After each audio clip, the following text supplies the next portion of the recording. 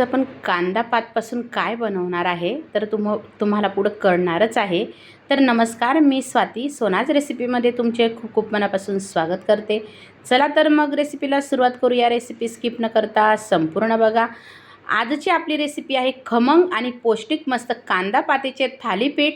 तर रेसिपी पूर्ण बघा। तर बघा, इथं काही मसाले घेतले, थोडंसं अद्रक घेतलं, 7 ते 8 लसूण पाकळ्या घेतल्या, 7 ते 8 हिरवी मिरची घेतली। आता हे मिक्सरला आपल्याला जाड बारीक भरडा करून घ्यायचा आहे। एक जोडी मस्त कांदा पात घेतली, स्वच्छ छान निवडून घेतली आणि धुवून घेतली आणि चाळणीमध्ये ठेवून दिली। आता बघा, इथं काही पिठं घेतलेले आहे आपण। तर 1 वाटी ज्वारीचं पीठ, 1 वाटी गव्हाचं पीठ, अर्धी वाटी तांदळाचं पीठ, 1 वाटी चणा डाळीचं पीठ, 1 वाटी बाजरीचं पीठ, थोडासा ओवा आणि थोडीशी तीळ घेतलेली आहे। तर तुम्ही जर या प्रकारे हे थालीपीठ बनवले ना, तर तुमचे थालीपीठ अगदी खमंग आणि खुसखुशीत होतील। तर बघा, 1 वाटी गव्हाचं पीठ, 1 वाटी ज्वारीचं पीठ आणि 1 वाटी बाजरीचं पीठ, 1 वाटी चणा डाळीचं पीठ आणि अर्धी वाटी तांदळाचं पीठ। तर तुम्हाला जर हवं तर तुम्ही गव्हाचं पीठ अजून वाढवू शकतात। तर बघा, आता इथं मी 2 पोहे खायचे चम्मच तीळ घेतलेली आहे, 1.5 चम्मच ओवा घेतला, चवीनुसार मीठ टाकलेलं आहे बघा। त्यानंतर थोडंसं मी हिंग पावडर वापरणार आहे आणि नंतर बघा, आता इथं मी जो आपण अद्रक, लसूण आणि हिरवी मिरची मिक्सरला जाड बारीक भरडा करून घेतला होता, खूप बारीक पेस्ट करायची नाही, तोही मी टाकून घेत आहे। तुम्हाला जर इथं लाल मिरची पावडर वापरायची तर वापरू शकता, पण तुम्ही अशी हिरवी मिरची वापरून नक्की बनवून बघा। आता काही मसाले वापरणार आहे। तर 1 चम्मच मी हळद पावडर घातली, 1 चम्मच मी धना जिरा पावडर वापरलेली आहे बघा। धने आणि जिरं एकत्रच मिक्सरला मी फिरवून घेते, आठवड्याचं एकसाथ ताजा ताजा मसाला होतो।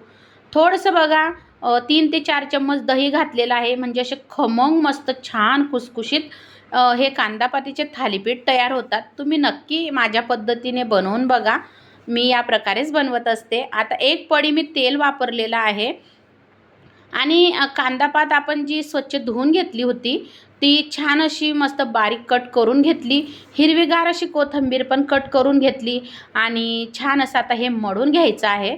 तर थोडं थोडं पाणी टाकून आपल्याला याचा गोळा तयार करून घ्यायचा आहे। आपल्याला आपण थापून बनवणार आहे, तर आपल्याला थापता येतील त्या प्रकारे आपल्याला हे मळून घ्यायचं आहे। तुम्हाला कितपत कसं वाटतं त्यानुसार करायचं आहे।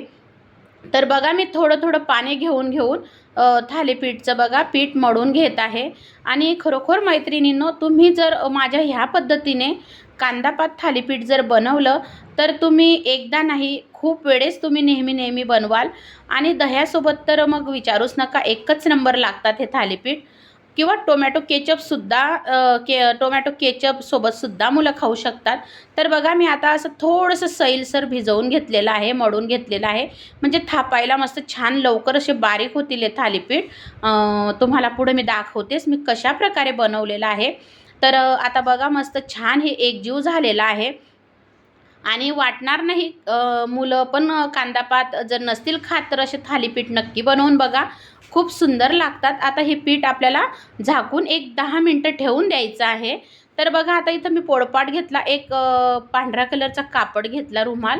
आता त्याला पाणी लावून घेतलेलं आहे आणि थोडंसं तेलाचा पण हात लावला।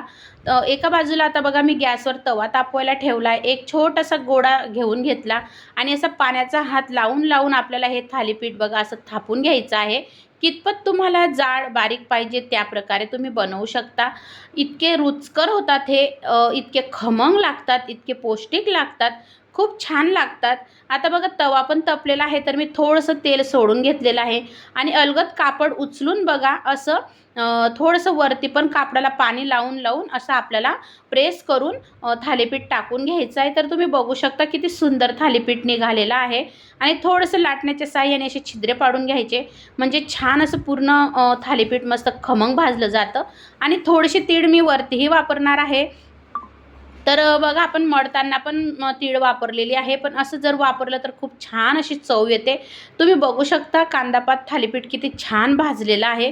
तर मैत्रिणींनो, बघता क्षणी वाटलं ना की आपण पण करून बघावं, तर मग तुम्ही पण नक्की बनवून बघा आणि आता दुसरं पण थालीपीठ बघा मी थापून घेतलं आणि असंच तव्यावर टाकून घेतलं. त्याला मी ऑलरेडीच आता खाली जेव्हा आपण थापलं तेव्हाच मी छिद्रे पाडून घेतले, म्हणजे सोपं होतं. आणि आता बघा हेही मी भाजून घेत आहे. दोघं बाजू छान भाजल्या गेलेले आहे. तर मैत्रिणींनो बघा आपले थालीपीठ तयार होत आहे. तर मैत्रिणींनो तुम्हाला हे खुसखुशीत आणि खमंग कांदा पातीचे थालीपीठ आवडले का? जर आवडले असतील तर मोठ्या मनाने लाईक, शेअर, सबस्क्राईब करायला विसरू नका. आणि हो, जर तुम्ही आपल्या सोनाज रेसिपी या चॅनलला अजून भेट दिली नसेल तर नक्की द्या, सबस्क्राईब करायला विसरू नका. आणि बघा मस्त खुसखुशीत असे कांदा पातीचे थालीपीठ आणि दही तर एकच नंबर लागतात. तर नक्की मैत्रिणींना तुम्ही पण बनवून बघा. श्री स्वामी समर्थ.